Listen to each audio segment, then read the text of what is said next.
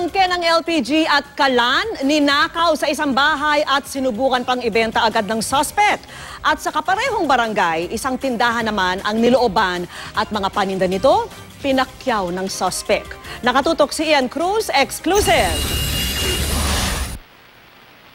Alas 11:08 kagabi, makikita sa CCTV ng Barangay Old Balara, Quezon City ang isang lalaki na naglalakad sa Tandangsora Avenue pa Commonwealth Avenue. Mabagal ang lakad dahil may buhat na LPG tank at 2-burner stove ang lalaki. Dumiretso sa tapat ng isang butika ang lalaki para ibenta ang dalang LPG at kalan. Sinundan ng mga tanod ng barangay ang lalaki pero nakaalis na raw ang suspect na patuloy pa rin pinaghahanap.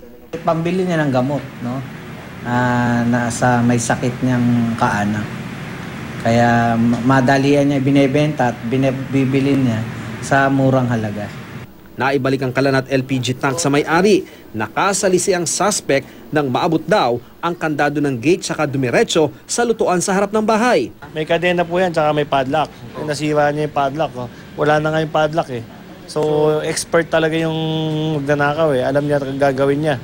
Sa Don Antonio Street sa Villa Beatriz, Barangay Old Balara pa rin. Isang lalaki ang palakad-lakad bandang alas 2 sa madaling araw. Pumunta ito sa hanin ng mga tindahan sa lugar. Maya-maya, pinasok ang isa sa mga tindahan. Matapos ang mahigit isang oras, lumabas ang lalaki buhat ang mga ninakaw na paninda na animoy na makyaw sa night market.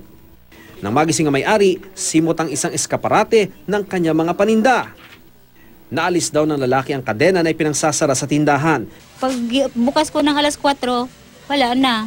Pati yung mga bote dyan, mantika at saka bagoong.